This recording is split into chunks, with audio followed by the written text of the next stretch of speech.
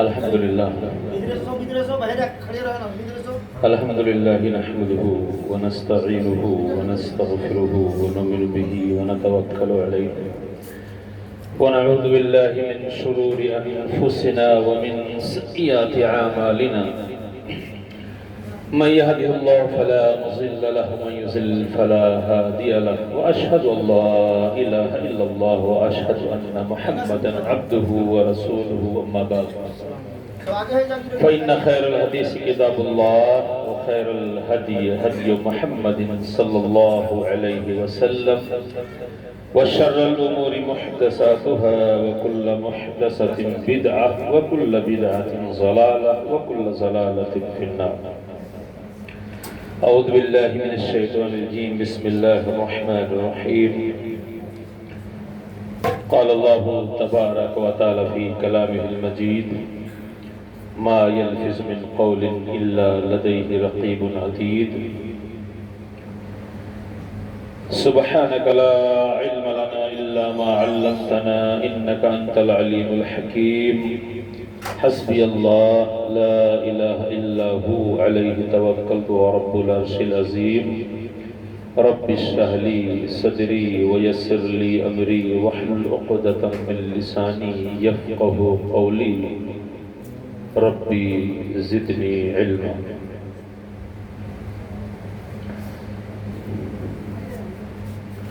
تو خالق ہے تیری خلقت جہاں ہے، تو خالق ہے تیری خلقت جہاں ہے، تو مخفی ہے تیری قدرت عیاں ہے.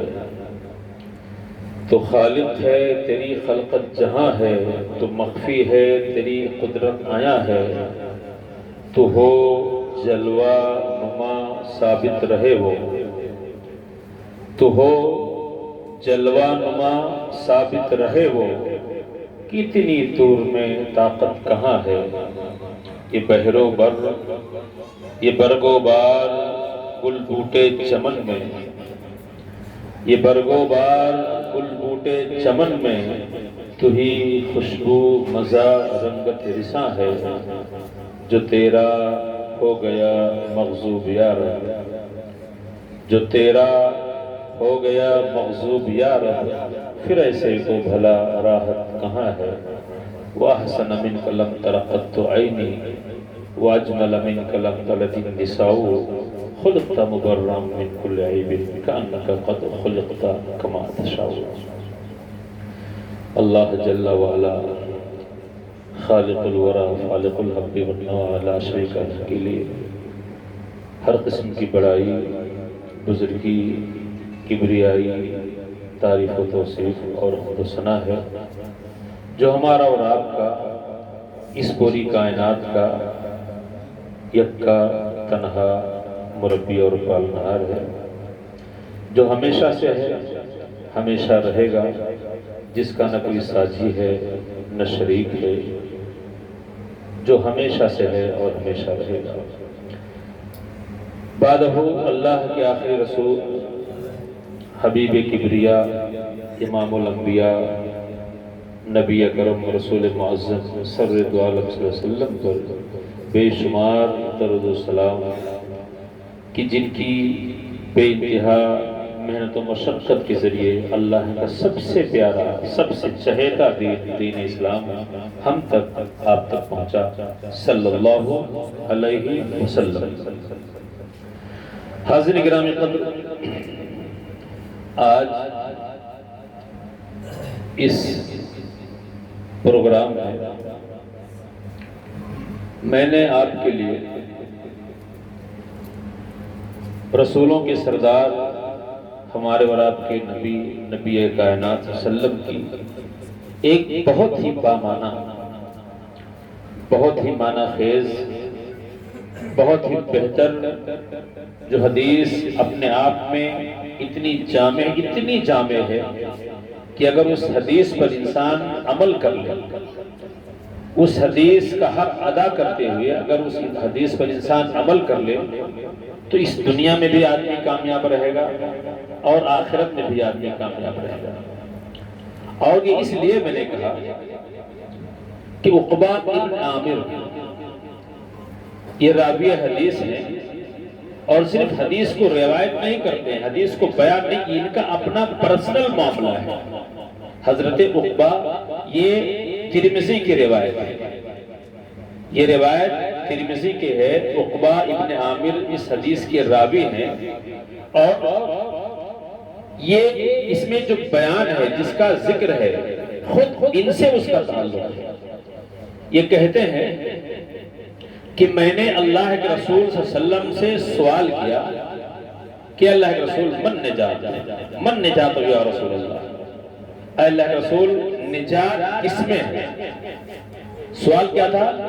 من نجات یا رسول اللہ، اے اللہ کے رسول نجات کس میں ہے؟ یہ لفظ نجات، حالانکہ ان کے سوال کا جو مقصود تھا، جو پوچھنا چاہتے تھے، وہ یہ تھا کہ اللہ رسول کیا طریقہ ہے، وہ اسباب کیا ہیں، وہ طریقے کیا ہیں، وہ اعمال کیا ہیں، وہ معاملہ کیا ہے جس کو اپنا کر ہم آنے والی زندگی میں کامیاب ہو جائیں، نجات مل جائے۔ نجات مطلب چھٹکارا مل جانا، چھٹکارا مل جانا، کامیاب ہو جانا، بخشش ہو جانا، آدمی دقتوں سے بچ جائے، تکلیفوں سے بچ جائے، الجھنوں سے بچ جائے، پریشانیوں سے بچ جائے، جتنے زندگی کے جتنے جھمیلے ہیں، دشمنوں کی دشمنی سے بچ جائے، بدخواہوں کی بدخواہی سے بچ جائے، حاسدوں کے حسد سے بچ جائے، لڑائی جھگڑا کرنے والوں کے لڑائی اور جھگڑا سے بچ جائے، جتنے جھمیلے ہیں، انسان جن چیزوں سے بچنا چاہتا ہے، جن دقتوں سے اپنے آپ کو دور رکھنا چاہتا ہے اور جن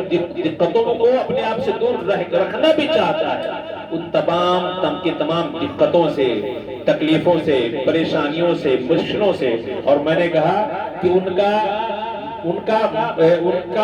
کا مقصد یہ تھا کہ وہ اعمال کیا ہے، وہ طریقے کیا ہیں، وہ وسائل کیا ہیں جن کو اپنا کر ہم نجات پا سکیں اللہ کے عذاب سے، اللہ کے پکڑ سے، جہنم کی دقتوں سے، آخرت کی کامیابی کا۔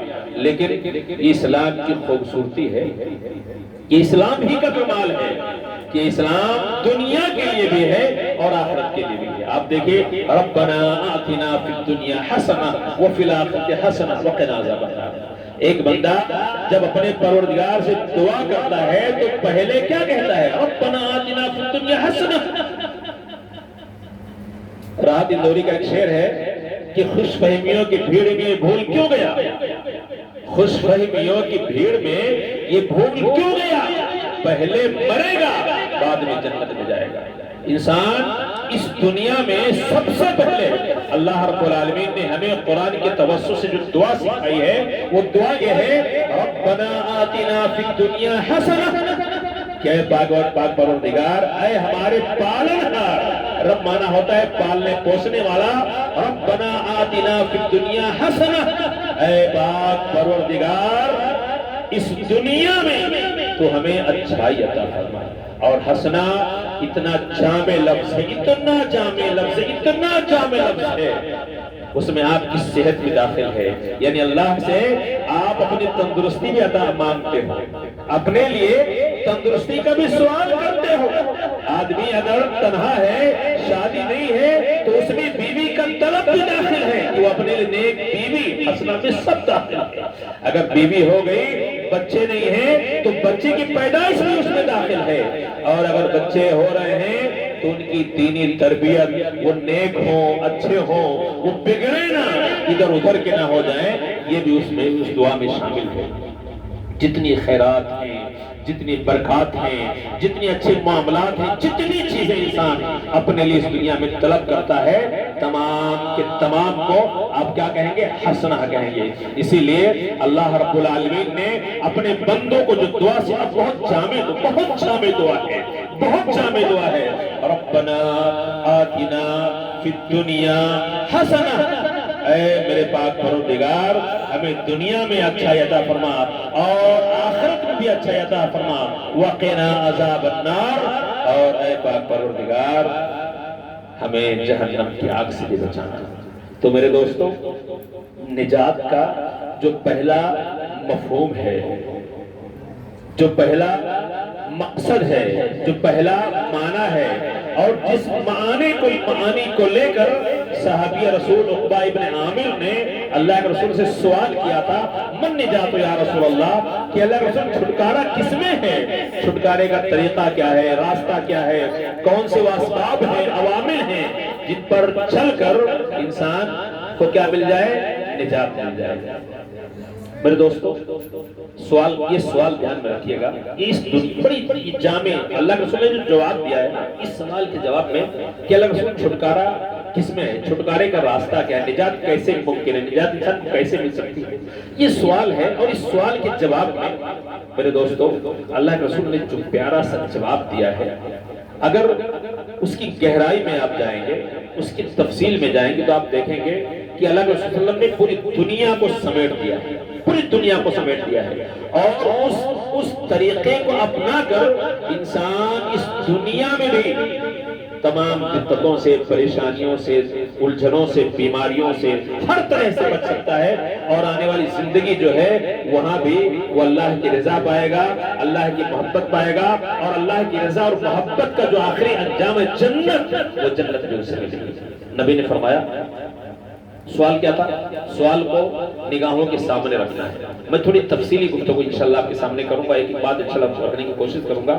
سوال پھر سے، من نجات یا رسول اللہ، اے اللہ رسول نجات کس میں ہے؟ نجات کس میں ہے؟ خالی لفظ نجات تھا، نہ دنیا کا ذکر تھا نہ آخرت کا، لیکن آخرت ہی مقصود تھا، لیکن دنیا بھی اس کے ساتھ شامل تھی۔ اور نبی نے جو طریقہ بتایا ہے اس میں سب سے پہلا فائدہ جو انسان کو ہوگا، اس پر عمل کر کے اس کی دنیا سنور جائے گی، لوگوں سے اس کے تعلقات بہتر ہو جائیں گے، پڑوسیوں سے اس کے تعلقات بہتر ہو جائیں گے، لوگوں میں مقبول ہو جائے گا، لوگوں میں پسندیدہ ہو جائے گا، لوگوں میں اس کی یاری ہو جائے گی، لوگوں میں اس کی پیٹ ہو جائے گی۔ کب؟ جب اس فارمولے کو وہ اپنا لے گا۔ کون سا فارمولہ؟ من نجات یا رسول اللہ کے جواب میں جو نبی نے کہا، نبی نے فرمایا، امسک علیک لسانک، نجات چاہیے، چھٹکارا چاہیے، بخشش چاہیے، کامیابی چاہیے، الجھنوں، دقتوں، تمام پریشانیوں سے بچنا چاہتے ہو تو سب سے پہلا کام یہ کرو، امسک علیک لسانک۔ عقبہ ابن عامر کو کہا، امسک علیک لسانک، تم اپنی زبان کو کنٹرول میں رکھو، اس کو پکڑ۔ زبان کو پکڑا نہیں جاتا ہے، ایک عربی کا ایک طریقہ ہے بولنے کا، امسک علیک لسانک، تم اپنی زبان کو اردو میں کہیں گے قابو میں رکھو، اس زبان پر کنٹرول رکھو، اس زبان کو آوارہ نہ ہونے دو، اس زبان کو شترے بے مہار نہ ہونے دو، اس زبان پر قابو رکھو۔ اس کا معنی یہ ہے کہ زبان کا استعمال سوچ کر سمجھ کر کہاں کیسے گفتگو کرنی ہے، کہاں کیا بولنا ہے، کیسے بولنا ہے، کس کے ساتھ بولنا ہے، زبان سامنے والا کیسا ہے، اس کا مقام کیا ہے، اس کا مرتبہ کیا ہے، ان تمام باتوں کو ملحوظ خاطر رکھتے ہوئے اس زبان کا استعمال کرو۔ سب سے پہلا نبی نے نجات پانے کے جو فارمولے بتائے، پہلا فارمولہ، امسک علیک لسانک، تم اپنے زبان پر قابو رکھو۔ میرے دوستو، احادیث کے ذخیرے جب زبان کو قابو رکھنے کے تعلق سے ہم کھنگالتے ہیں، انسان اللہ نے اسے پیدا کر دیا ہے، ذہانت دے دی ہے، زبان میں بولنے کی قوت دے دی ہے، آنکھوں میں دیکھنے کی طاقت دے دی ہے، انسان ایک دم بے پرواہ ہو جاتا ہے۔ حالانکہ اس کی اپنی تخلیق میں اس کا کوئی رول نہیں، اس کی آنکھوں کی بصارت میں، اس کی زبان کی قوت گواہی میں اس کا کوئی دخل نہیں، اور یہی طاقت توانائی جب اللہ کھینچ لیتا ہے، انسان حیران ہوتا ہے، پریشان ہوتا ہے، لوگوں کے سامنے بھاگا جاتا ہے، ڈاکٹروں کے پاس جاتا ہے، اور جو اس کی پسنداز کی ہوئی کمائی ہوئی ہے، میرے دوستو، پانی کے طرح اس کو خرچ کرتا ہے، اڑا دیتا ہے۔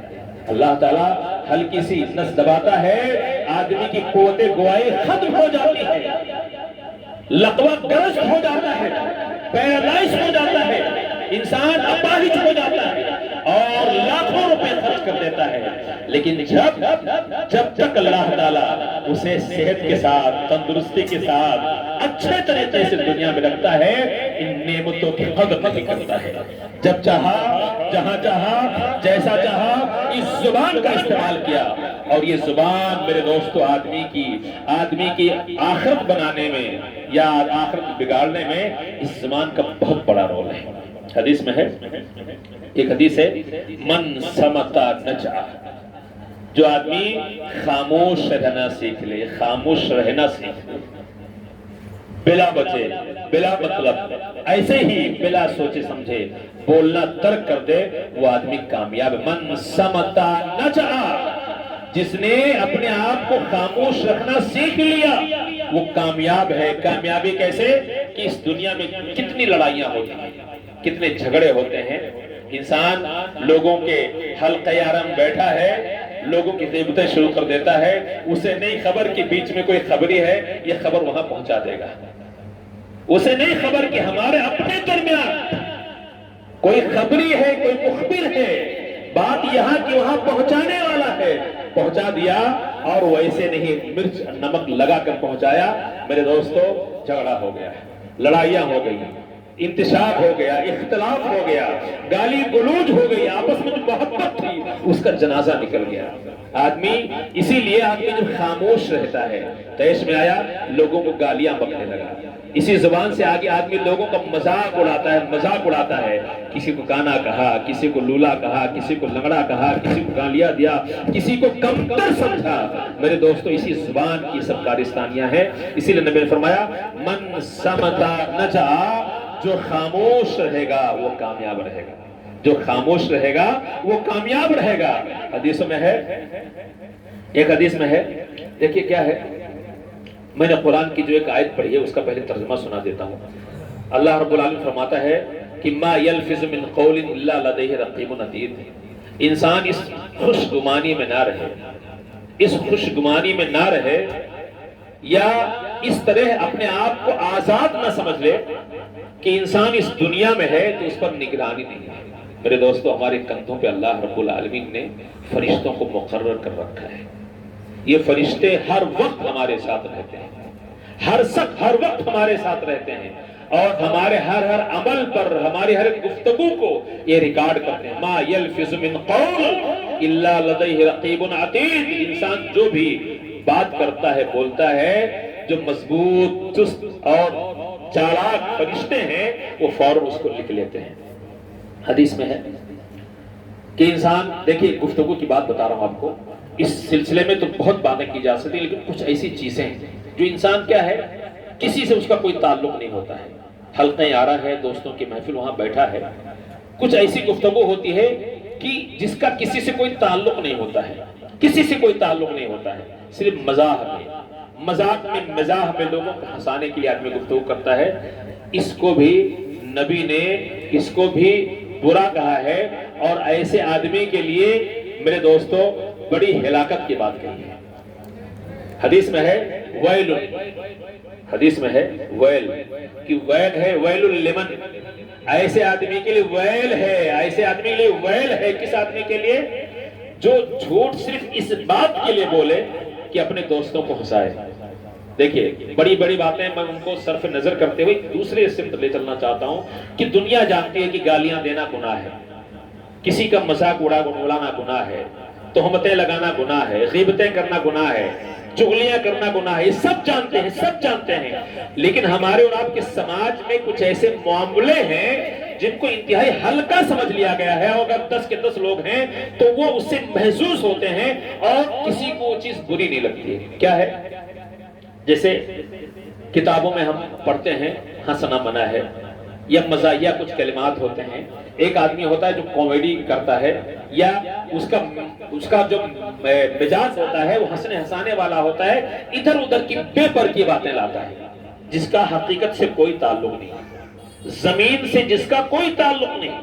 اچھا ایک چیز اور ہے، اس میں ایسا نہیں کہ آپ کی بے ادبی کی جائے، بے عزتی کی جائے، آپ کی رسوائی تبھی نہیں، 10 لوگ ہیں، کسی سے اس کا کوئی تعلق نہیں، سماج کے کسی بھی ادنا فرد سے اس کا کوئی تعلق نہیں، لیکن حقیقت سے اس کا تعلق نہیں ہے، حقیقت سے، سچائی سے کوئی تعلق نہیں ہے۔ آدمی ایسے ہی بہت سی باتیں آپ دیکھیے، بہت سی باتیں کہیں سے اٹھائی جاتی ہیں، اس کو ایسا گھما کر لایا جاتا ہے کہ جب اس کی اینڈنگ ہوتی ہے، جو اس پر پنچ مارا جاتا ہے تو لوگ ہنسنے لگتے ہیں۔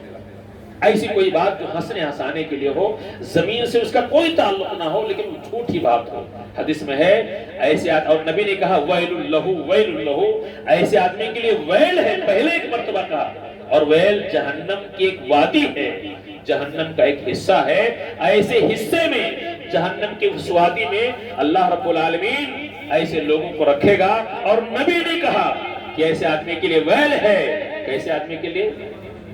جو آدمی بات کرتا ہے تو جھوٹ بولتا ہے، اور جھوٹ کس لیے بولتا ہے؟ کسی کمائی دھمائی کے لیے نہیں بولتا ہے، صرف اس مقصد سے جھوٹ بولتا ہے کہ اس کے جو دوست ہیں ان کو ہنسنے ہنسانے کا موقع فراہم کیا جائے، ہنسایا جائے، صرف ہنسانے کے لیے، لوگوں کے مزاح کے لیے، ان کو ہنسی کا ایک موقع دینے کے لیے آدمی ہنساتا ہے، بے بر کی بات کرتا ہے۔ نبی نے فرمایا ویل لہو ویل لہو، ایسے آدمی کے لیے ویل ہے، ایسے آدمی کے لیے ویل ہے۔ اسی طرح ایک حدیث ہے کہ ان رجل لا يتکلم بالکلمہ ما يتبین فیہا، کہ انسان کبھی ایسی کچھ باتیں کرتا ہے اور وہ اتنی ہلکی باتیں ہوتی ہیں کہ اس پر وہ غور نہیں کرتا ہے، اتنی ہلکی باتیں ہوتی ہیں کہ اس پر غور نہیں کرتا ہے، لیکن ان بے مطلب اور ہلکی باتوں سے بھی اللہ تعالیٰ اسے جہنم میں اتنی گہرائی میں ڈال دے گا جتنی دوری مشرق و مغرب میں۔ اللہ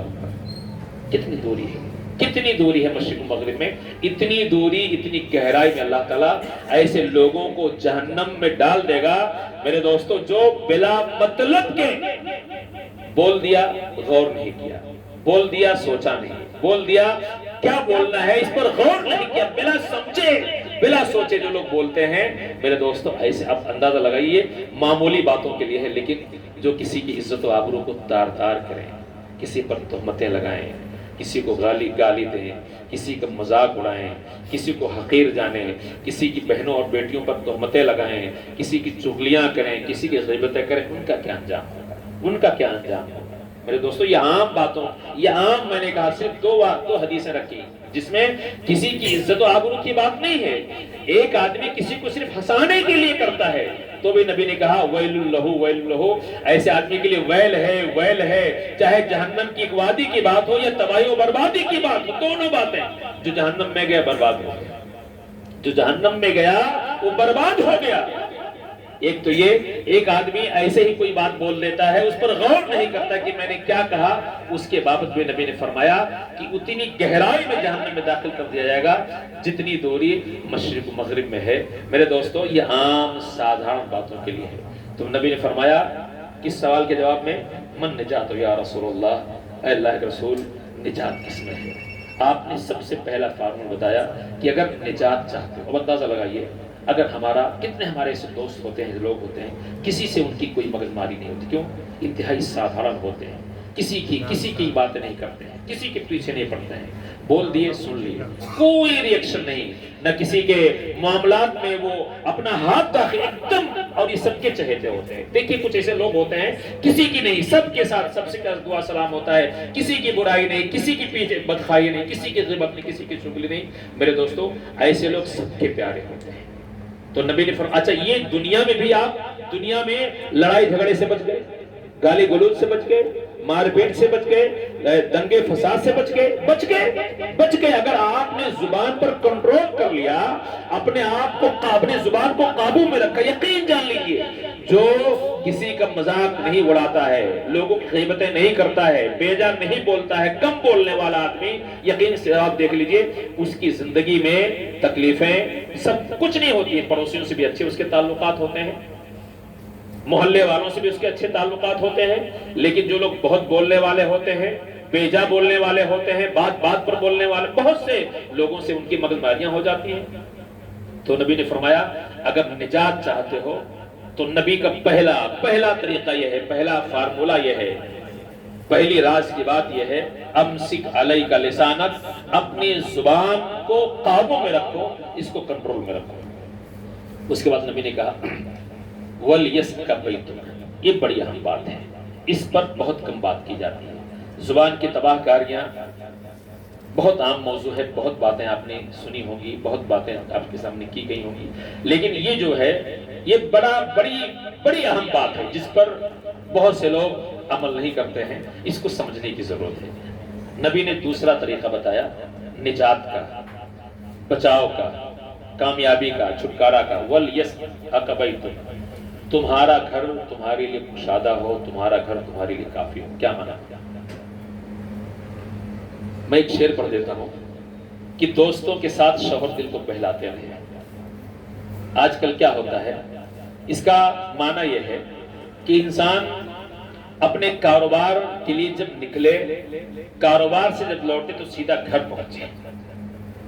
کاروبار کے لیے اگر دکان ہے تو دکان پہ جائے، کوئی فیلڈ ہے تو اس فیلڈ میں جائے، کوئی فیکٹری ہے تو اس فیکٹری میں جائے، وہاں سے لوٹنے کے بعد فوراً وہ اپنے گھر میں جائے۔ مسجد عبادت کے لیے ہیں، وہاں جانا ہے، کوئی ٹکراؤ نہیں، لیکن اللہ کی بندگی، اللہ کی عبادت کے بعد جو اس کو موقع ملتا ہے، جو اس کے اپنے ایکسٹرا اوقات ہیں، ان اوقات کو اپنے بچوں کے ساتھ اپنے گھر میں گزارے۔ اس کا گھر ہی اس کا کیا ہو، اس کا گھر ہی اس کا سب کچھ ہو۔ جیسے ہم نکڑوں پہ بیٹھتے ہیں، چوراہوں پہ بیٹھتے ہیں، ہوٹلوں پہ بیٹھتے ہیں، دوستوں کے ساتھ مرہ گشتی کرتے ہیں، رات کی 11 بجے تک ہوٹلوں میں بیٹھتے ہیں۔ یہ نہیں ہونا چاہیے۔ وَلْيَسْأَكَ بَيْتُكَ، آپ کا گھر آپ کے لیے کشادہ، آپ کے لیے کافی ہو، اسی میں آپ بیٹھیے۔ ایک انسان اپنے کاروبار سے لوٹ کے اپنے گھر میں جائے گا، جانتے ہیں کیا فائدہ ہوگا؟ کاروبار سے لوٹا، سیدھے گھر پہنچا، اس کے گھر میں دقت کیا ہے، تکلیف کیا ہے، سب کچھ۔ اگر ماں باپ ہیں تو ان کا بھی حال چال پوچھ لے گا، بیوی ہے تو بیوی سے پوچھ لے گا کیا گھٹا ہے، کیا بڑا ہے، بچے اسکول گئے، ٹیوشن گئے، پڑھ رہے ہیں، نہیں پڑھ رہے ہیں، کہاں ہیں، سب کی نگرانی ہو جائے گی۔ اگر آدمی جن اوقات کو ایک عام آدمی راستوں پر، چوراہوں پر، چائے خانوں، پان خانوں پہ گزارتا ہے، انہی اوقات کو اگر انسان اپنے گھروں میں گزارے گا۔ اور اللہ کے رسول کا طریقہ یہ تھا۔ آج مردانگی آدمی کیا ہے، کچن میں جانا انسان مردانگی نہیں سمجھتا ہے، بیویوں کا ہاتھ بٹانا انسان مردانگی نہیں سمجھتا ہے۔ لیکن میرے دوستو، اس زمین کے روئے زمین کے سب سے بہتر انسان ان کے بارے میں کہا جاتا ہے، اور امہات المومنین کا بیان ہے کہ اللہ کے رسول اپنی عورتوں کے ساتھ کچن میں ہاتھ بڑھایا کرتے تھے۔ کچن میں کیا کام ہے، ہاتھ بڑھایا کرتے تھے، ان کے ساتھ لگے رہتے تھے۔ یہ کم ہے یہ دیا، یہ کم ہے یہ دیا، یہ اٹھایا یہ دیا، جو بھی کام ازواج مطہرات کے ساتھ۔ اللہ کے رسول کا رویہ اتنا پیارا تھا، اتنا پیارا تھا کہ آپ کے باقاعدہ آپ حدیثوں میں آتا ہے کہ اپنے کپڑے خود سل لیا کرتے تھے۔ کپڑے اگر پھٹ گئے تو سل لیا، اگر جوتے پھٹ گئے تو سل لیا، اپنے کام خود، یہ ایکسٹرا کام، اور کچن کا بھی کام کر لیا کرتے۔ کچن میں بھی اپنے ازواج مطہرات کے ساتھ اللہ کے رسول وقت گزارا کرتے تھے۔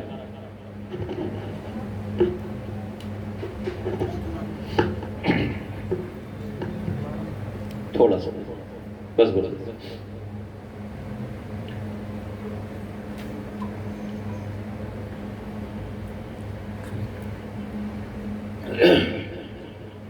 تو نبی نے فرمایا وَلْيَسْأَكَ بَيْتُكَ، تمہارا گھر تمہارے لیے کیا ہو، کافی ہو، اسی گھر میں رہو۔ لیکن اس کے برعکس ہوتا ہے، اس کے برعکس ہوتا ہے، ہم گھر آئے، چائے پیا، یہ عام طور پر لوگ کھانے کے وقت گھر جاتے ہیں اور کھا کے فوراً آ جاتے ہیں۔ ایسا نہیں ہونا چاہیے، اس سے بڑی بگاڑ ہوتی ہے، بچے ہاتھ سے نکل جاتے ہیں، کچھ لوگوں کی عورتیں ہاتھ، بری بات یہ سماج سچائی ہے، کچھ لوگوں کی عورتیں ہاتھ سے نکل جاتی ہیں، بچے ہاتھ سے نکل جاتے ہیں، بچے مطلب آؤٹ آف کنٹرول ہو جاتے ہیں، انسان ماں باپ کی خدمت نہیں کر پاتا ہے۔ لیکن انسان اگر اپنے گھر میں رہے گا، کم سے کم اگر اس کی 2 گھنٹہ ہے تو 10-20 منٹ رہے گا، ان کی خبر گیری کرے گا، ان کے ساتھ بیٹھ کے باتیں کرے گا، ان کی کیا دکھ سکھ ہے اس کو شیئر کرے گا، بیوی کے ساتھ بیٹھے گا، بیوی بچوں کے بارے میں آپ کو آگاہ کرے گی، پورے دن کی رپورٹ دے گی کہ آج بچہ پڑھنے گیا نہیں گیا، ٹیوشن گیا نہیں گیا، کیا دقتیں ہیں، وہ تمام چیزیں آپ سے شیئر کرے گی۔ لیکن آج کیا ہوتا ہے، میں نے کہا آج تو الٹا ہے کہ انسان دن بھر باہر رہتا ہے، اور ہماری بیچاری عورتیں گھر میں دن بھر باقاعدہ وہ مطلب کولہو کی بیل کی طرح دن بھر کام کرتی رہتی ہیں۔ صبح میں ناشتہ بنایا. ایسا ہوتا کہ صبح میں بچوں کو تیار کیا, پھر جناب تیار ہو گئے, ان کے لیے ناشتہ تیار کیا, اس کے بعد وہ گئے, پھر کھانا بنانے میں لگے, پھر بچے آ گئے, پھر ان کے لیے, تو پورا دن, اس کے بعد عورتوں کا کھانا, کپڑا, تمام چیزیں. اور شام کو انسان جو وقت بیویوں کو دینا چاہیے اس وقت ہم لوگ باہر آ جاتے ہیں. اس لیے ایک شاعرہ کہتی ہے کہ شوہروں کے ساتھ, دوستوں کے ساتھ شوہر دل کو بہلاتے رہے. بڑا درد ہے اس میں, دیکھیے عورتوں کا درد.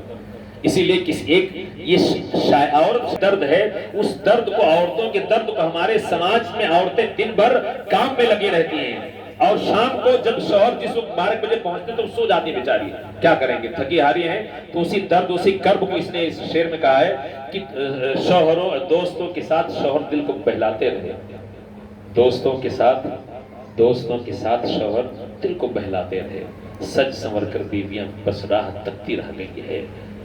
باقاعدہ نبی نے کہا ہے کہ ہمارے اوپر ہماری بیویوں کا بھی حق ہے, ہماری بیویوں کا بھی حق ہے. اور اسی لیے کہا ہے کہ اگر انسان بیویوں کو باقاعدہ اگر طاقت نہ ہو تو شادی نہ کرے, طاقت ہے تبھی شادی کرے.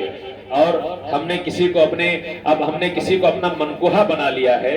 میرے دوستو, آج یہ دیکھیے ہمارے گھر, ہمارے سماج کے جو گھر بگڑ رہے ہیں, بچے جو آؤٹ آف کنٹرول ہو رہے ہیں یا ادھر ادھر جا رہے ہیں, میرے دوستو نگرانی نہیں ہو رہی. اس لیے ہمیں اپنے گھروں میں ٹائم دینا چاہیے, اپنے گھروں میں رہنا چاہیے, اپنے گھروں میں بچوں کی تعلیم و تربیت کا دیکھ ریکھ کرنا چاہیے. ہماری بیویاں ہم سے ان کی کچھ ڈیمانڈ ہوتی ہیں, ہم سے وہ کچھ چاہتی ہیں, اس کو بھی پورا کرنا چاہیے.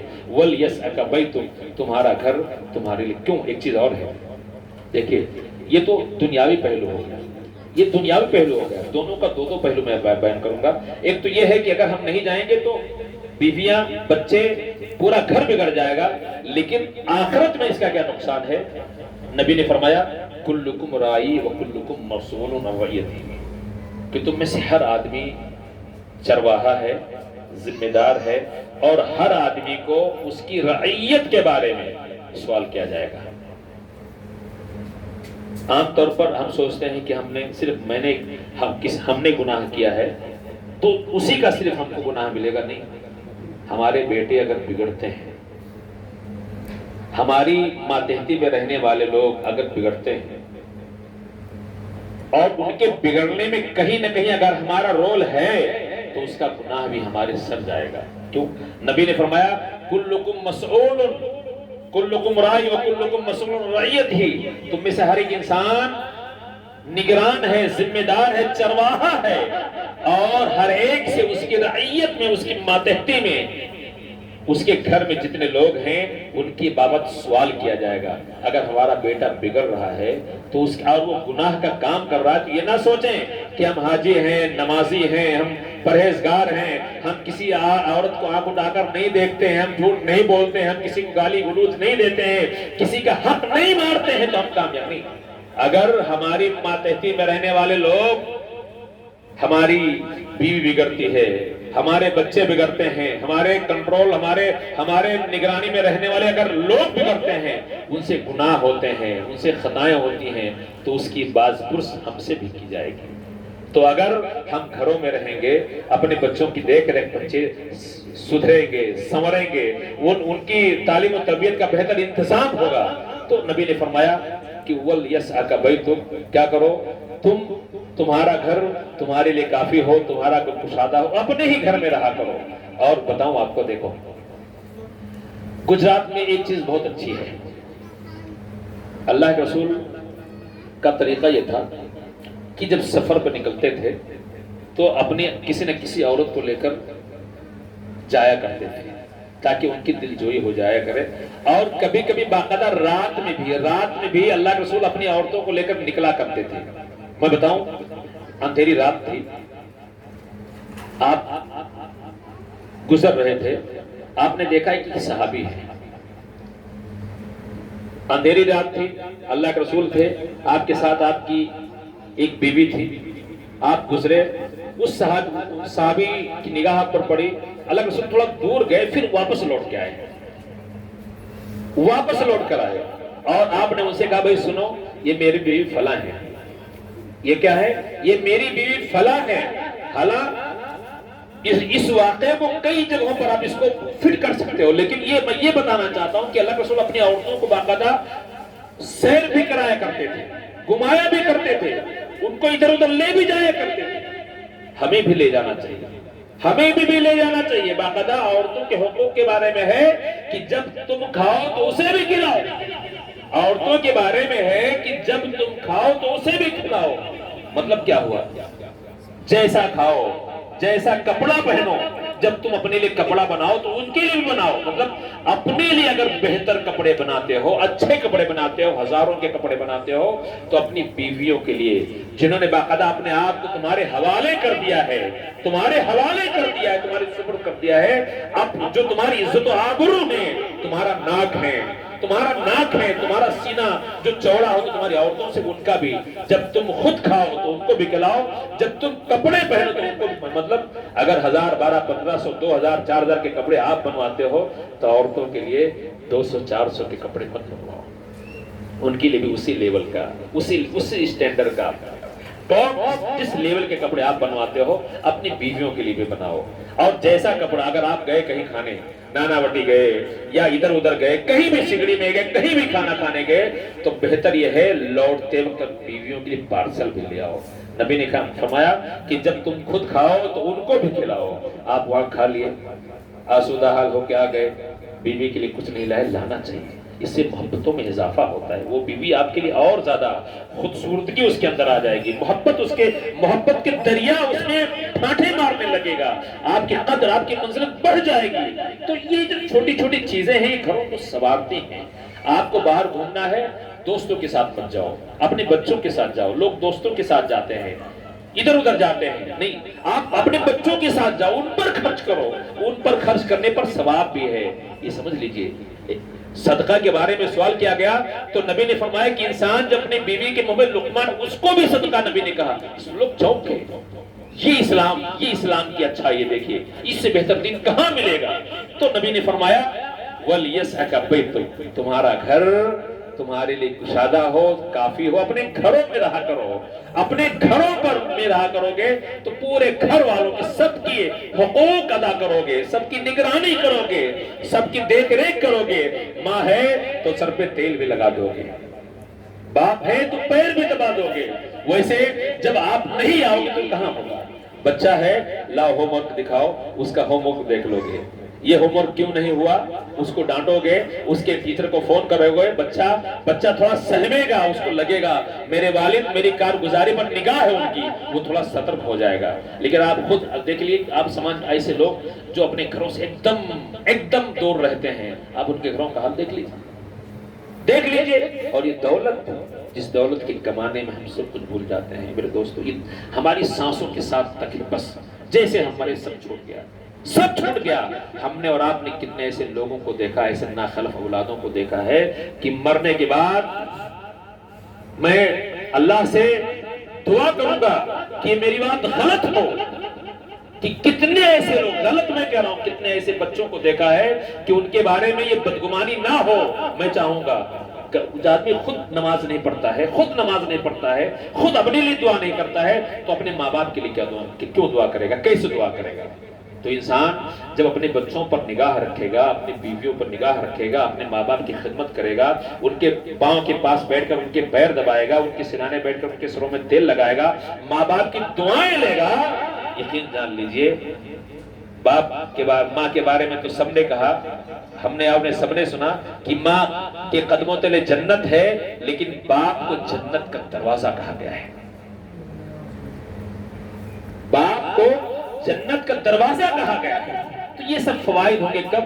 جب انسان اپنے گھر میں رہے گا، اور گھر میں رہے گا تو گھر والے تمام لوگوں سے اس کے تعلقات بھی اچھے ہوں گے، اور یہ تمام چیزیں آتی رہیں گی۔ اس کے بعد نبی نے فرمایا وَابْكِ عَلَىٰ خَطِيئَتِكَ۔ تیسرا 3 فارمولے نبی نے بتایا، نجات، کامیابی، مغفرت، اللہ کی درگزر اور دنیا میں بہتری کے لیے۔ پہلا، زبان کو قابو میں رکھنا۔ دوسرا، وَلْيَسْعَكَ بَيْتُكَ، اپنے گھر میں آدمی کو زیادہ ٹائم سپینڈ کرنا چاہیے، زیادہ ٹائم خرچ کرنا، بچوں کے ساتھ رہنا چاہیے۔ اور تیسرا نبی نے فرمایا وَابْكِ عَلَىٰ خَطِيئَتِكَ، اپنے گناہوں پر رونے کی عادت ڈالو، اپنے گناہوں پر نادم ہو، ندامت کا احساس ہو۔ گناہ تو سب سے ہوتے ہیں، نبی نے فرمایا کل ابن آدم خطاء، کہ جتنے آدمی ہیں، آدم کی جتنی اولاد ہے، کسی کو اس بات کا ادعا نہیں ہو سکتا ہے، کوئی اس بات کا ادعا نہیں کر سکتا ہے، کسی کو اس بات کا گمان نہیں ہونا چاہیے کہ گناہگار نہیں۔ جتنے آدم کے اولاد ہیں سب کے سب گنہگار ہیں۔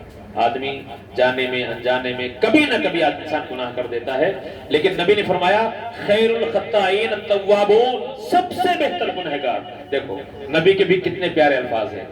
گناہ کرنا بہت بری بات ہے، لیکن نبی نے گناہ کے ساتھ خیر جوڑ دیا ہے۔ دیکھیے کتنا پیارا گناہ کرنا، جرم کرنا، یہ اپنے آپ میں بہت بڑی بات ہے۔ اچھی بات ہے کہ بری بات ہے؟ گناہ کرنا اچھی بات ہے؟ اچھی بات ہے نہیں، اچھی بات ہے، لیکن نبی کا جو اسلوب ہے، جو بیان ہے، جو لوگوں کو اللہ کے قریب لانے کا طریقہ ہے، دیکھیے نبی نے فرمایا کہ جتنے آدمی ہیں، آدم کی جتنی اولاد ہیں، تمام کی تمام اولاد انبیاء کو چھوڑ کر سب کے سب کیا ہیں؟ خطا کار ہیں، گنہگار ہیں، روسیا ہیں، لیکن نبی نے فرمایا خیر الخطائین التوابون، سب سے بہتر گنہگاروں میں بہتر ہوتے ہیں۔ دیکھیے یہاں سے مل گیا، یہ کوئی مطلب آلتو فالتو کا جملہ نہیں، نبی کے الفاظ ہیں۔ خیر الخطائین، سب سے بہتر خطا کار کون ہے؟ التوابون، جو توبہ کرنے والے۔ جوانی ہے، جوانی کا جوش ہے، اور جوانی کا جوش یہاں نہیں، صحابہ کرام کے زمانے میں دکھتا ہے، عہد نبوی میں بھی دکھتا ہے، دور نبوت میں بھی دکھتا ہے، دور صحابہ میں بھی دکھتا ہے۔ ایک صحابی بھاگتے بھاگتے اللہ کے رسول کے پاس آتے ہیں، اللہ کے رسول گناہ ہو گیا ہے، اور بڑا بھیانک گناہ، زنا، جو بہت بڑا گناہ ہے۔ آدمی جب جوان ہوتا ہے، جوانی کے جوش میں، شیطان کے ورغلانے میں کبھی نہ کبھی گناہ کر بیٹھتا ہے۔ ایک صحابی اللہ کے رسول کے پاس بھاگتے ہوئے آتے ہیں، اللہ کے رسول مجھ سے گناہ ہو گیا ہے، اور کوئی معمولی گناہ نہیں، زنا ہو گیا ہے۔ اللہ کے رسول چہرہ گھما لیتے ہیں، وہ صحابی پھر گھوم کر اللہ کے رسول کے سامنے پہنچ جاتے ہیں، اللہ کے رسول مجھ سے گناہ ہو گیا ہے۔ اللہ کے رسول پھر چہرہ گھما لیتے ہیں، پھر وہ گھوم کر اللہ کے رسول کے سامنے جاتے ہیں، اللہ کے رسول مجھ سے گناہ ہو گئے۔ اللہ کے رسول 4 مرتبہ گھومتے ہیں، 4 مرتبہ وہ صحابی اللہ کے رسول کے سامنے جاتے ہیں، اللہ کے رسول مجھ سے گناہ ہو گئے۔ 4 مرتبہ وہ صحابی اپنے زبان سے اپنے گناہ کا، زنا کا اقرار کرتے ہیں، پھر اللہ کے رسول صحابہ کے حوالے کو کر دیتے ہیں، لے جاؤ ان پر حد نافذ کرو۔ تو گناہ ہو جانا یہ کوئی بہت بڑی بات نہیں، یہ عام بات ہے۔ کیوں کہ نبی نے کہا، اور نبی یہاں وہاں کی بات ایک دم سٹیک بات کرتے ہیں کہ تمام کے تمام آدم کی اولاد گنہگار ہیں، خطا کار ہیں، ان سے گناہ ہونا عام بات ہے، لیکن خیر الخطائین التوابون، جس آدمی سے گناہ ہو جائے زندگی کسی مقام پر، کسی پڑاؤ پر، جوانی میں، لڑکپن میں، ادھیڑ عمری میں، بزرگی میں، کبھی بھی کوئی گناہ ہو جائے، اور کیسا بھی گناہ کیوں نہ ہو جائے، کیسا ہی گناہ کیوں نہ ہو جائے، ہر گناہ کی معافی ہے، بتا کے چلو، ہر گناہ کی معافی ہے، ہر گناہ کی معافی ہے۔ معافی کیسے؟ آدمی کو اپنے اس گناہ کا احساس ہو، آدمی اپنے اس گناہ پر نادم ہو، توبہ کرے، اللہ کے سامنے جائے، روئے گڑگڑائے، اللہ سے دعا کرے، ربنا ظلمنا انفسنا وَإِن لَّمْ تَغْفِرْ لَنَا وَتَرْحَمْنَا لَنَكُونَنَّ مِنَ الْخَاسِرِينَ، کہ پاک پروردگار، ظلمنا انفسنا، ہم نے اپنے آپ پر بہت بڑا ظلم کیا ہے، وَإِن لَّمْ تَغْفِرْ لَنَا وَتَرْحَمْنَا، اگر تیری بخشش نہ ہوئی، تیرا رحم نہ ہوا، تیرا کرم نہ ہوا، لَنَكُونَنَّ مِنَ الْخَاسِرِينَ، تو ہم نقصان اٹھانے والے میں سے ہو جائیں گے، ہمارا خسارہ ہی خسارہ ہو جائے گا۔ آدمی اپنے گناہوں پر نادم ہو، اللہ کے سامنے جائے، روئے گڑگڑائے، اپنے گناہوں پر معافی طلب کرے، کیسا بھی گناہ کیوں نہ ہو، کیسا بھی گناہ کیوں نہ ہو، کیسا بھی گناہ کیوں نہ ہو۔ ایک چیز اور بتاؤں، دیکھیے آدمی سوچ سکتا ہے کہ جیسے زنا کی بات کی میں نے، اللہ کے رسول نے سن لیا تھا، دیکھیے ایک اور بیچ سے ایک بات نکال کر آپ کے سامنے لانا چاہتا ہوں، ایک مفہوم آپ کے ذہنوں میں پیوست کرنا چاہتا ہوں۔ صحابی رسول نے جب کہا اے اللہ کے رسول مجھ سے زنا ہو گیا ہے، نبی نے سن لیا، چہرہ موڑ لیا، گویا کہ آپ نے اس صحابی کو ایک موقع دینا چاہا تھا، اس صحابی کو ایک موقع دینا چاہا تھا۔ یہ اس آدمی کے اور اس کے رب کے بیچ کا معاملہ، کوئی گواہ نہیں تھا، کوئی گواہ نہیں تھا، اس گناہ پر کوئی گواہ نہیں تھا، وہ اس بندے صحابی رسول کے بیچ اور اللہ کے بیچ کا معاملہ تھا۔ نبی نے ان کو ایک موقع دینا چاہا تھا، جائے یہ بندہ، روئے گا، گڑگڑائے گا، توبہ کرے گا، اللہ کے سامنے اپنے سر کو جھکائے گا، اللہ سے معافی کا طلبگار ہوگا اور اللہ اس کو معاف کر دے گا۔ کوئی بھی گناہ، کیسا بھی گناہ ہو، انسان ابھی ہمارے رابطے میں، آپ کے رابطے ابھی تک بگڑا ہوا تھا،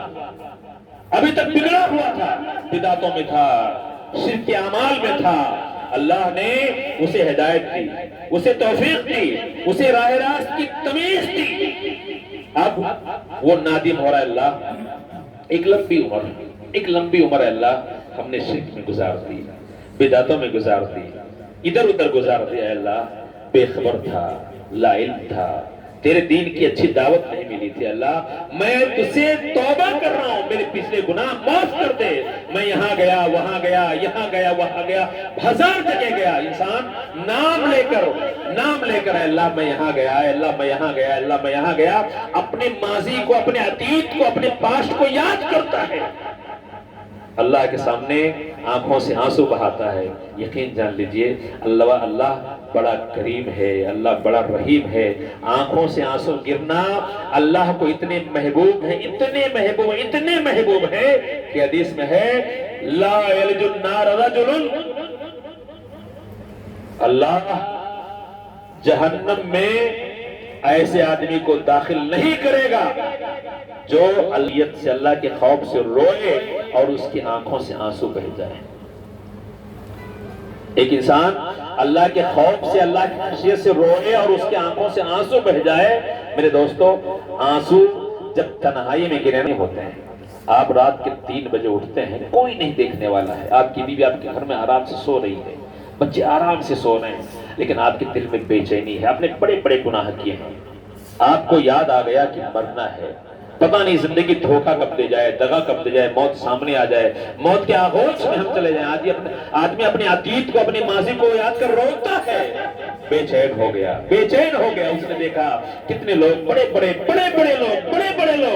بڑے جن کے ورچس ہوا کر ایک زبان پر ایک ہزاروں لوگ جو پھوٹ کرے ہوتے، ایسے بھی لوگ منو مٹی تلے دب گئے، بڑے پاور والے لوگ۔ اس آدمی کو احساس ہوا کہ اس نے گناہ کیا ہے، ظلم کیا ہے، بہت گناہ کیا ہے، وہ رات کو اٹھتا ہے، گناہوں کو یاد کرتا ہے، اس پر نادم ہوتا ہے، شرمندہ ہوتا ہے، وضو کرتا ہے، 2 رکعت کی نماز ادا کرتا ہے، سجدے میں گر جاتا ہے، کوئی دیکھنے والا نہیں، وہ ہے اس کا پروردگار۔ اور اس کا پرور ہے کہ نبی نے جب بندہ سجدے میں ہوتا ہے، سجدے کی حالت میں جتنی قربت بندے کی اللہ سے ہوتی، اتنی قربت اور کسی حالت میں، زندگی کے دیگر حالات میں، شوق و شام کے دیگر حالات میں اتنی قربت بندے کی اللہ سے نہیں ہوتی ہے۔ گویا کہ وہاں جب سجدے میں وہ جاتا ہے، اللہ سے کانا پھوسی شرموشی کرتے ہوئے اپنے آنسوں سے آنسوں کو بہاتا ہے، وہ میرے دوستو دل کی گہرائیوں سے ایک ٹیس نکلتی ہے جو آنکھ تک پہنچتی، آنکھ میرے دوستو آنکھوں سے آنسو بہاتی ہے، وہ میرے دوستو سچائی کے آنسو ہوتے ہیں، وہ توبہ کے آنسو ہوتے ہیں، وہ اللہ کے سامنے ڈرنے اور رونے کے آنسو، اس میں کوئی دکھاوا نہیں ہوتا ہے۔ کوئی بندہ اللہ سے اتنا ڈر کے تنہائی میں، رات کی تاریکی میں، کوئی دیکھنے والا نہیں، اللہ کے سامنے جائے، اس کے حضور جائے، اس کے سامنے سجدہ کرے، اس سے سرگوشی کرے، روئے اور اللہ اس کی نہ سنے، ایسا ہو سکتا ہے؟ ایسا ہو سکتا ہے؟ نہیں۔ اللہ رحیم ہے، اللہ رحیم ہے، اللہ ودود ہے، ودود اللہ محبت کرنے والا ہے، اور حدیثوں میں ہے، حدیثوں میں آپ نے سنا ہوگا کہ اللہ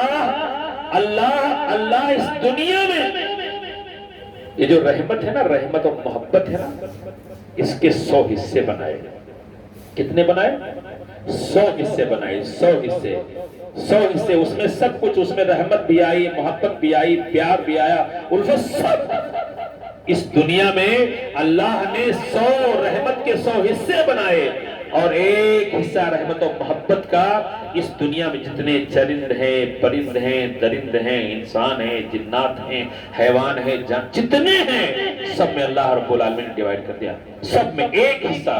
اور آج سے نہیں، جب سے اس دنیا میں اللہ رب العالمین نے ذی روح پیدا کیے ہیں، جتنے اللہ نے جان والے پیدا کیے، ذی روح پیدا کیے ہیں، اور جب تک یہ دنیا رہے گی تب تک جتنے پیدا ہوں گے ایک حصے سے اللہ رب العالمین نے سب کو دے دیا ہے۔ اسی میں میرے دوستوں، کوئی کسی سے اتنی محبت کرتا ہے کہ اگر عمر جائے تو جا کے آدمی خودکشی کر لیتا ہے، وہ بھی محبت اسی میں سے ہے، اسی میں سے یہ بھی محبت ہے۔ ابھی میرے گھر کے سامنے کی بات ہے، جوان آدمی، تندرست آدمی، ایک دم خوبرو آدمی، ایک دم ہیرو جیسا آدمی، اچانک کڈنی فیل ہو گیا، میرے گھر کے سامنے میرے کڈنی فیل ہو گیا، ایک دم ہٹا کھٹا حساس برداشت آدمی، کڈنی فیل ہو گیا، سالوں دوائی کرائے نہیں فائدہ ہوا، تو اس بیوی نے اپنا ایک کڈنی دیا ہے، ابھی 3 مہینہ اس کو، اور بھی 3 مہینے سے اپنے گھر میں ہے، ڈاکٹروں نے لوگوں سے ملنے ملانے سے پرہیز روکا ہے، لوگوں سے دور رہنے کے لیے 6 مہینہ کم سے کم،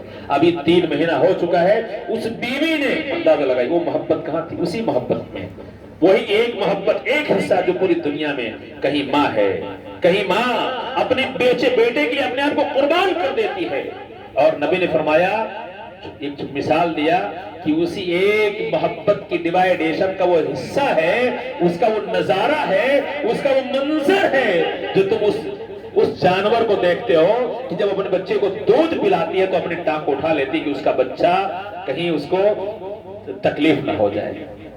وہ اللہ اتنا رحیم، اتنا کریم، آپ اپنے گناہوں پر نادم ہوں، اپنے گناہوں پر نادم ہوں، اللہ کے سامنے آپ آنسو بہائیں اور اللہ قبول نہ کرے، یہ پوسیبل نہیں ہے، یہ پوسیبل نہیں ہے۔ بلکہ ایک حدیث میں تو یہ ہے کہ اگر تم گناہ نہ کرو، اللہ کو یہ ادا پسند ہے کیا ہے؟ یہ دنیا جو ہے نا، یہ کیا ہے آپ کو؟ ایک بندہ، اللہ یہ سمجھنے کی چیز ہے کہ ہم عبادتوں سے کیا اللہ کو دیتے ہیں، یہ مال، یہ منال، یہ دولت، یہ سونا چاندی، یہ سب اللہ کے ہیں، ہم کیا دیتے ہیں اللہ کو؟ یہ اللہ نے صرف ہمارے لیے پیدا کیا ہے، ہمارے لیے پیدا کیا ہے۔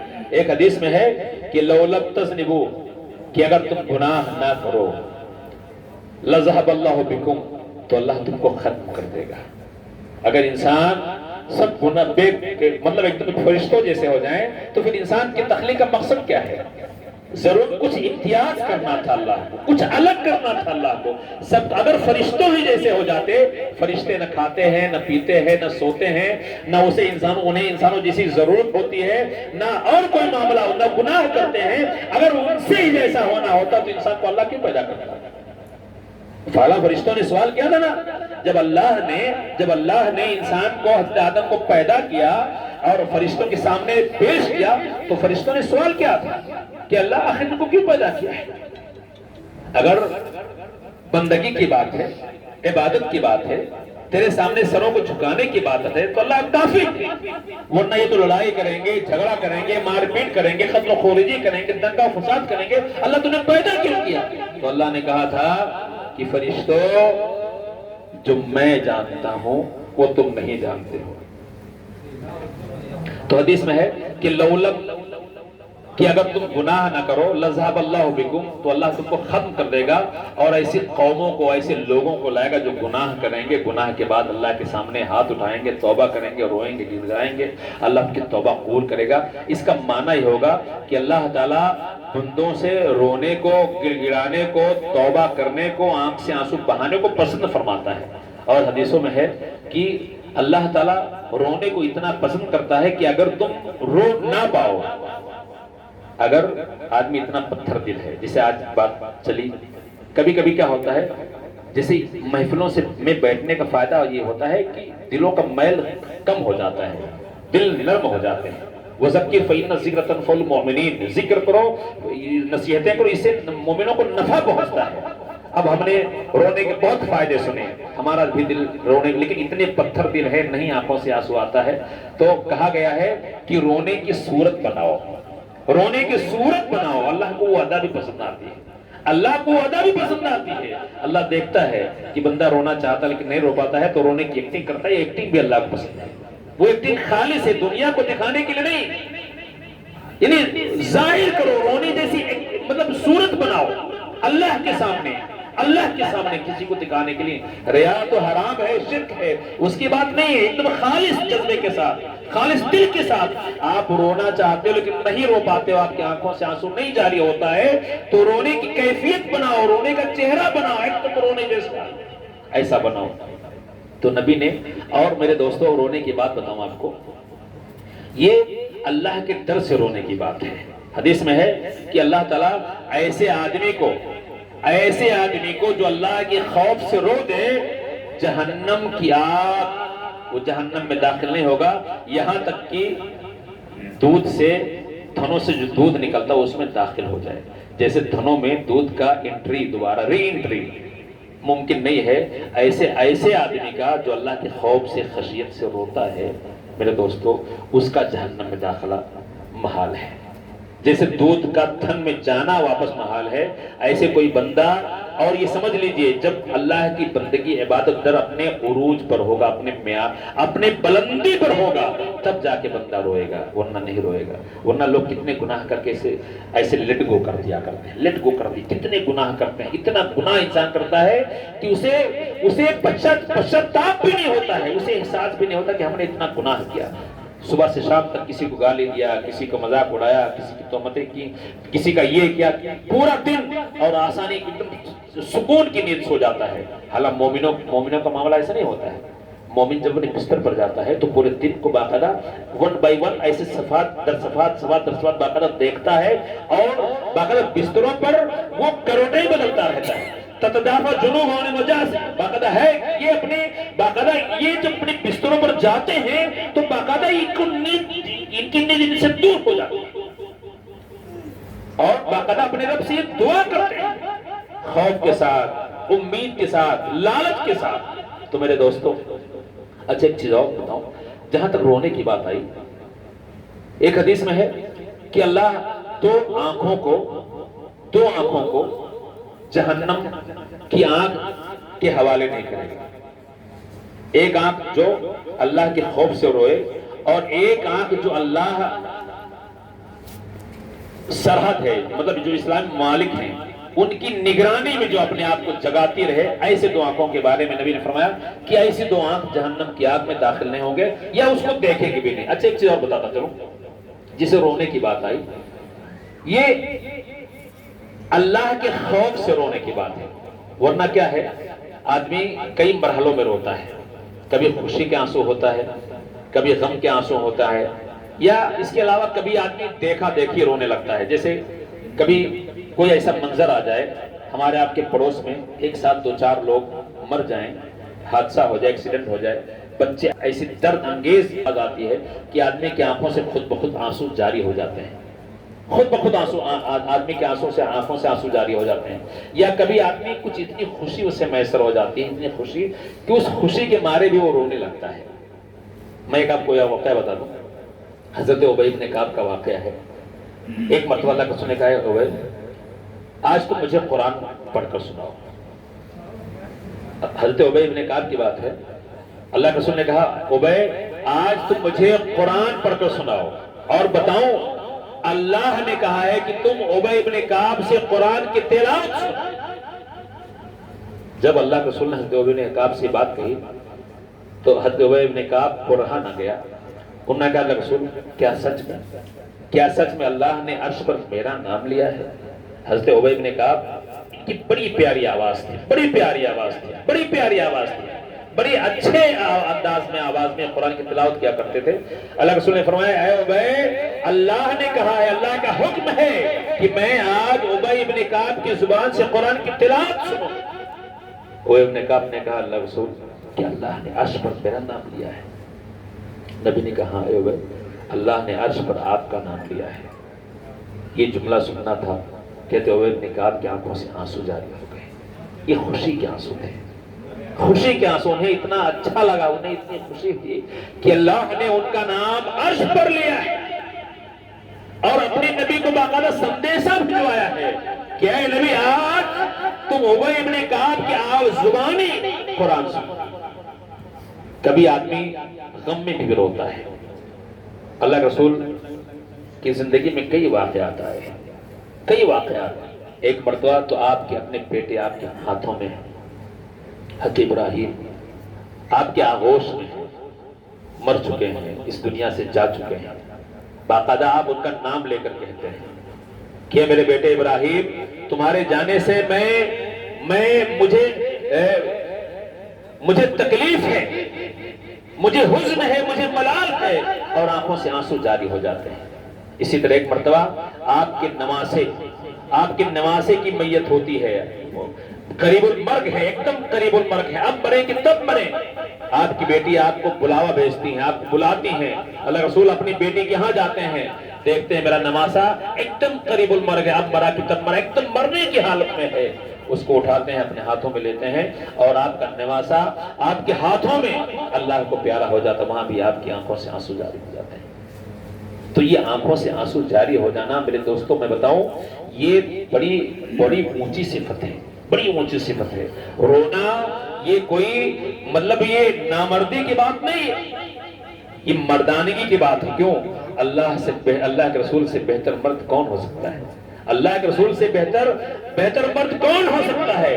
لیکن آپ دیکھیے، آپ کے بارے میں صحابہ کرام نے کئی واقعات نقل کیے ہیں، کئی واقعات۔ کبھی آپ رات میں اللہ کے سامنے اکیلے کھڑے ہیں، نماز پڑھ رہے ہیں، اور کوئی آیت آئی، اور وہ آیت ایسی ہے جو باقاعدہ لوگوں کو دلوں میں درد پیدا کرنے والی ہے، اور اس پر آپ رونے لگے، اور کافی تیزی کے ساتھ روئے، آپ کی آنکھوں سے آنسو، پورا آپ کی داڑھی تر ہو گئی، کپڑے تر ہو گئے۔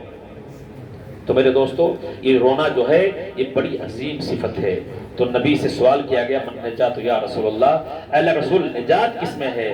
آپ نے فرمایا، پھر سے میں لوٹا دیتا ہوں، امسک علیک لسانک، اگر نجات چاہ، اب اندازہ لگائیے۔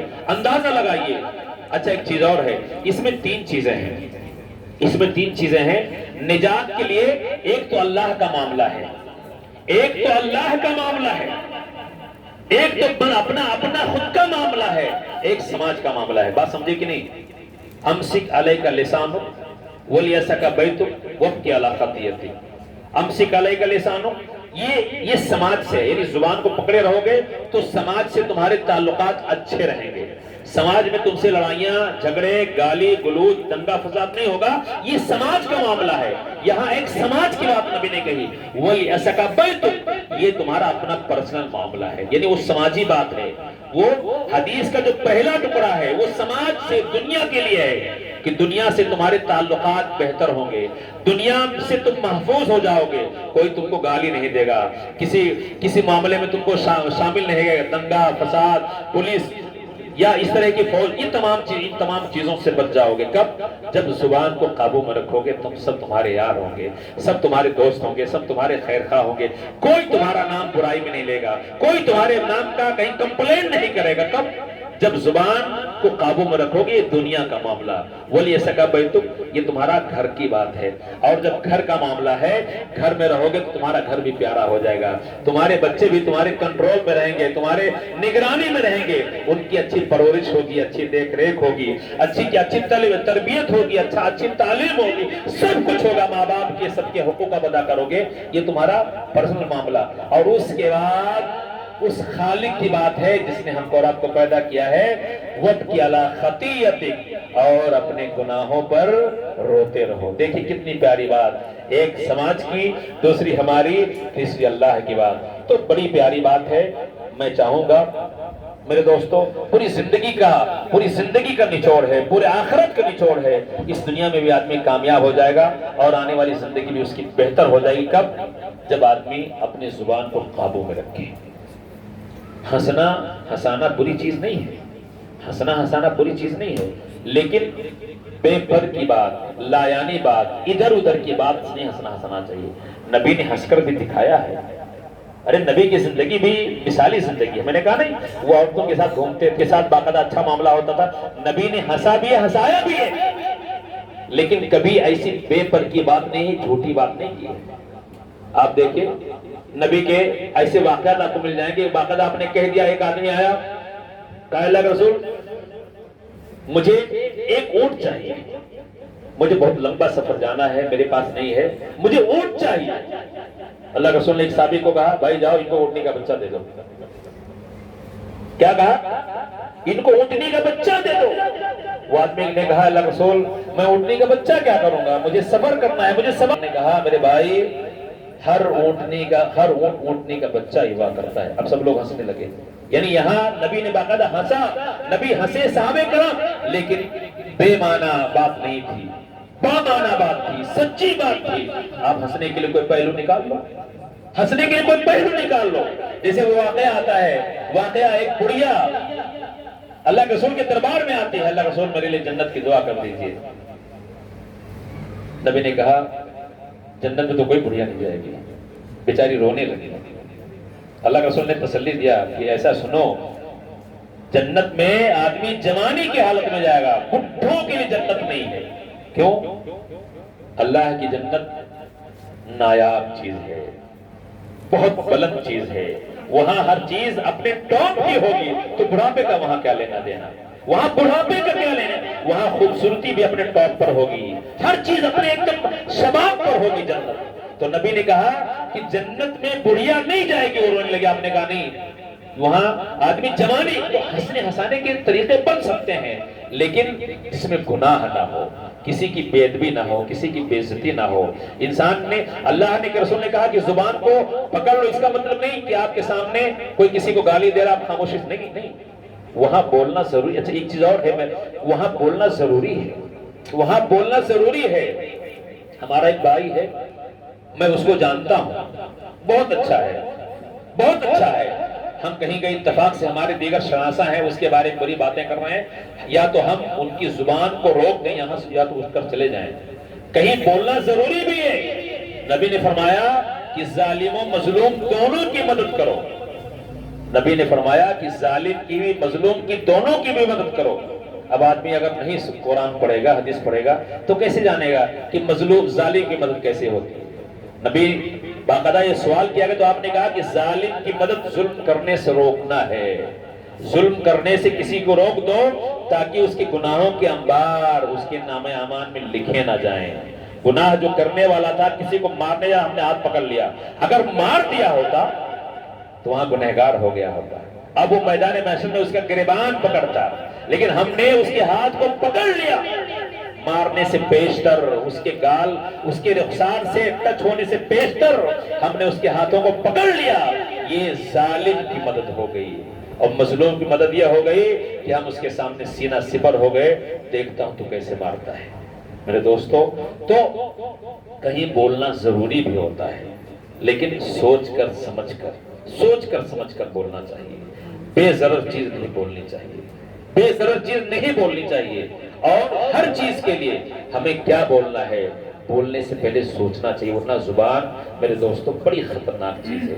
یہی زبان, یہ زبان جو انسان کو تمام مخلوقات میں سب سے بلند کرتی ہے.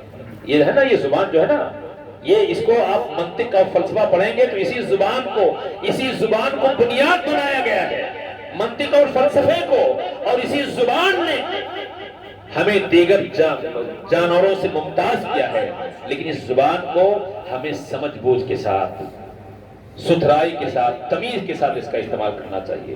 اس زبان کو جتنا ہو سکے ہمیں اللہ کے ذکر سے اس کو تر کرنا چاہیے. آپ ہم کہیں بھی ہوں, سفر میں ہوں, حضر میں ہوں, گھر میں ہوں, مکان میں ہوں, دکان میں. اسی لیے جو دعاؤں کی ترتیب دی گئی ہے, ہم گھر میں داخل ہوں دعا پڑھیں, گھر سے باہر نکلیں دعا پڑھیں, باتھ روم میں جائیں دعا پڑھیں, باتھ روم سے باہر نکلیں دعا پڑھیں, کھانے کے لیے جائیں دعا پڑھیں, کھانے سے فارغ ہو جائیں دعا پڑھیں, سفر میں جائیں دعا پڑھیں, سفر سے لوٹیں دعا پڑھیں, بلندی پر جائیں دعا پڑھیں, بلندی سے اتریں دعا پڑھیں, سواری پر چڑھیں دعا پڑھیں, نیا کپڑا پہنیں دعا پڑھیں, نیا پھل کھائیں دعا پڑھیں. ہمارے تمام یہ اس زبان کو یا قرآن کی تلاوت کیا کریں. قرآن کی تلاوت بڑی پیاری چیز ہے. اللہ کا کلام اس کے اتنے میرے دوستو اس کے اتنے فائدے ہیں، اتنے فائدے ہیں. جیسے ابھی آپ کے سامنے کہا گیا، قرآن سے اگر کسی آدمی کا لو لگ گیا، یقین جان لیجیے اس کی زندگی کامیاب ہو جائے گی. ایک حرف پر 10 نیکی. اور آپ کاؤنٹ نہیں کر پائیں گے. ایک گھنٹہ قرآن کی تلاوت کر لیں اور آپ کاؤنٹ کر کے دکھائیں آپ کتنے نیکی، آپ کاؤنٹ نہیں کر پائیں گے. یہ فوائد ہیں. اللہ نے اگر ہمیں، میرے دوستو، انسان نعمتوں کی ناقدری کرتا ہے. اللہ نے ہمیں زبان دیا ہے. کتنے گونگے لوگ ہیں. اللہ نے ہمیں زبان دیا ہے، ہمیں سلیقہ دیا ہے، طریقہ دیا ہے، اسلام کی دولت دی ہے. یہ اسلام کی دولت بڑی دولت ہے. اس سے بڑی دولت دنیا میں کچھ نہیں ہو سکتی. اسلام سے بڑی دولت، توحید سے بڑی دولت کچھ نہیں ہو سکتی ہے. اس لیے ہمیں چاہیے کہ ہم اللہ کا شکر ادا کریں، اس زبان کی ویلو سمجھیں، اللہ کا ذکر کریں، اللہ کا نام لیں، قرآن کی تلاوت کریں. جو دعائیں ہیں، ایک دعا میں آپ کو سکھاتے جاتا ہوں، وہ دعا پڑھتے رہیے گا. میں نے ایک مرتبہ کہا تھا، اللہم انت ربی لا الہ الا انت خلقتنی انا عبدک وانا علی عہدک ووعدک ما استطعت اعوذ بک من شر ما صنعت ابوء لک بنعمتک علی وابوء بذنبی فاغفر لی فانہ لا یغفر الذنوب الا انت. یہ دعاؤں کی سردار ہے، سید الاستغفار ہے. اس کو یاد کر لیں. صبح و شام اس کو پڑھیں. صبح کو پڑھیں گے شام تک مر جائیں گے، جنتی رہیں گے. شام کو پڑھیں گے صبح کو تک مر جائیں گے، جنتی رہیں گے میرے دوستو.